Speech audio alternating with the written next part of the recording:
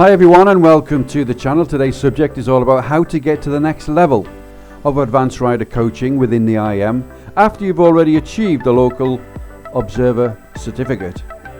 If you're new to the channel, then welcome, and please stay tuned until the end as it usually makes sense. And don't forget to check out my other videos, which are often interlinked and focused on motorcycle riding and rider training skills. So let's go. So here we are, having passed the IAM Roadsmart Advanced Rider Test and gone on to the Local Observer course. You are now an affiliated Local Observer volunteer who is deemed to be an expert with passion, which is quite funny because I don't recall seeing any experts with passion within any of the observers, both local or national, within my group. And if you haven't seen the Local Observer course, then I suggest you see that first, otherwise this one won't make much sense. The link, of course, is in the description. And once again, I'll explain my exact experience whilst being a member of the Tayside Advanced Motorcyclists here in Scotland, whose group leader was called John Watson. So I contacted the IAM and they appointed an examiner called Scott Tulip, who is the local area service manager for the whole of Scotland, even though he lives in England.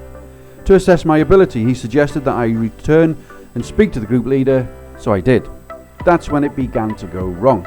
John Watson basically reprimanded me like a little schoolboy for not going to see him first, as it's in their protocol. How was I to know, John? You never speak to me, ever. Up until this point, every question I put to John Watson and any of his observers normally failed to answer, as I grew to understand that beyond the literal wording of the associate logbook, they don't actually understand much about the world of motorcycling or motorcycle riding or rider training. And some local observers didn't actually understand their own local observer performance sheets during their training and assessment of being a local observer. John suggested it was a bit too premature in my application, and he stated it would normally take an observer 2 years to gain enough coaching experience to be ready for the National Observer course and assessment.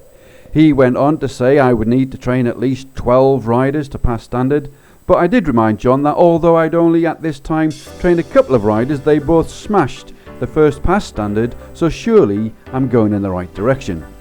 He reluctantly agreed and insisted that I came along and trained his own current associates, one of which was on his 10th observed ride with John, where my average first pass was 4.5 runs. So I agreed. The 2 observed rides were completed and John seemed impressed with my written reports and agreed to inform the IAM and the examiner that I was National Observer Test ready. What happened to the 2 years and 12 rider experience, I thought. Scott Tulip, who was responsible for the IAM Scotland, stated that he didn't have enough reasons to come to Scotland just to test me. So, being keen, I offered to ride to the northeast of England in the area where he lives to make it easier on him. As usual, I arrived at the start point early, even though I had a sleepless night due to losing my wallet on the previous day on the ride down from Scotland. And I had this morning planned to fill up in Barnard Castle, the start point, in their only petrol station, but on arrival I discovered it was closed due to refilling. Pure bad luck. Not the best way to start, but here I was, so let's get on with it. I arrived in the car park and I dismounted my bike and manually reversed it into the parking bay as per the IAM standards and expectations. 10 minutes later, a BMW GS arrives with Scott Tulip on board, and my eyebrows began to raise as I stood there in my textiles, my high-vis vest and my white helmet representing the IAM, as I watched him duck paddle his bike backwards beside mine with his dark helmet, no high-vis vest or any representation of the IAM. What happened to setting the standard, I thought. After this, the day just seemed to get worse. Now it was Scott's time to perform his meet and greet towards myself, and with barely a hello he began to focus on my bike and pointed out things about my camera mounts which wasn't good and could interfere with visibility, and to make sure I turned them all off and don't do it when recording, as there's no cameras allowed in their policy of the IAM. And I thought, what a strange policy to have in today's social media world. Or was it that he or they had something to hide? I later had asked to see this policy from the IAM, and 2 years later I'm still waiting. So I was getting a bit confused with his attitude towards me, and he seemed to be ruffling my feathers rather than putting me at ease. I asked him if I could ask some questions prior to starting, as my early communications with him were confusing, and basically this test was supposed to last for 90 minutes, but Scott Tulip had cut it down to 60, and I was concerned about covering all of the appropriate subject area of riding on rural roads. This, as my group leader said, is a big subject and can cover everything, hence my questions. Scott said, just cover everything. How can this work, I thought. So I asked him a series of historical questions as the scenario for the day was that I was standing in for a associate's own observer who was away, and this observer, who was to be Scott Tulip, had previously undertaken 4 rides already. So there was history to be gained. Hence my questions. And my questions quickly achieved my ticking off of lots of points on my LOPS sheet, which I think surprised Scott, as he could clearly not say that I hadn't covered any of those subject areas. So I began with some Q&A, and Scott suggested that we stood out on the public footpath to continue, which is fine. However, as I directed him visually with my questions, he came across as quite flippant and a bit belligerent. I'm now becoming confused. He was really annoying me at this point. He then called a stop and suggested that we just get riding. But what about all the information I need to discuss to cover the LOPS? Is he doing this on purpose, I thought? What the hell is going on? He decided what the route was, as obviously I don't know this area, having just arrived, so he led the way. And at this point my stress level was about as high as it could be, all things considered, and I couldn't help thinking, why is this guy being so unprofessional? He was behaving like an idiot.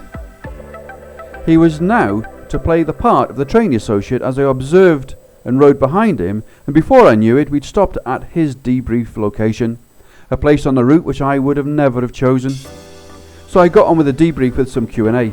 He again was being obstructive in a way which I had never witnessed in any time over my teaching career, and I have trained literally hundreds of students over dozens of subjects. He was now really pushing my buttons. So I just boxed him in with clever questions where there could only be one answer. And as I began to win the battle, he stopped me again and said, okay then, let's go. So we set off again and we rode until we returned to the pub car park.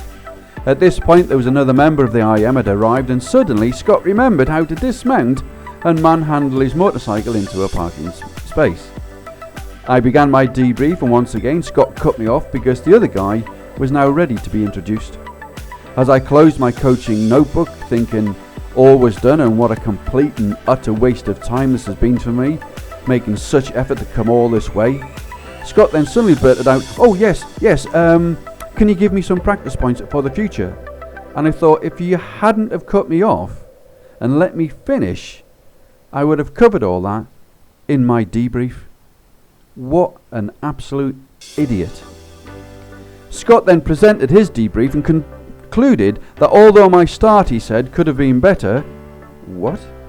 He thought my question technique was excellent and I've passed the National Observer course. That, my friends, is not the end of it. Not on this day. On this day I was to perform both the National Observer and the Masters test on the same day, which is why the other guy has turned up. Please see my Masters video to see what happens next. With the Masters test and being debriefed, I returned to Scotland, and over the 4 to 5 hours ride that it took, I had time to think.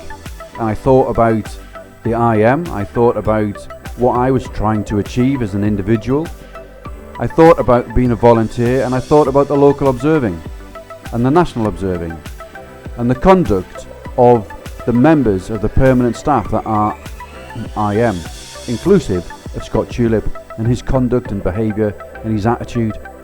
And I decided at this point I don't want to be part of it anymore. So on return to Scotland, I informed Scott Tulip that he was not to bother making out any reports, and I thought his conduct was atrocious, and I was going to complain about him to the IAM. At this point, as he expressed his opinion on that, I knew he couldn't have cared less, because he was going to be protected regardless. I now began to see the real IAM, and I can assure you underneath their skin is not a nice place to see. Please see my other videos about the Masters. Needless to say, I didn't receive the National Observer Certificate, which comes from the IMI and not the IAM. So he was making sure that he was going to punish me one way or the other. And I found myself thinking, this guy Scott Tulip was once a serving police officer. And I've witnessed the way that he can conduct himself when he chooses to do so. And make sure you see that Masters video.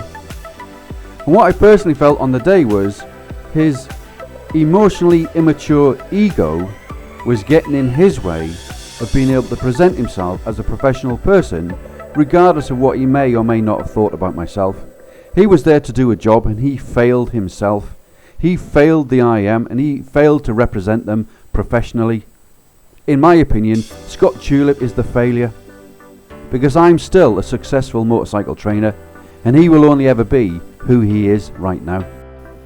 And having spent the greater portion of my adult life being a teacher, trainer and examiner of automotive and vehicle technology and certifications and license acquisition, not to mention all the adventure training sports included, for the benefit of others, it's been a love of mine, it's been a joy, and I shall continue to do so. But I will not support IAM Roadsmart at any point ever again. And as always, remember, think safe, ride safe, and I hope to see you on the next one. Bye for now.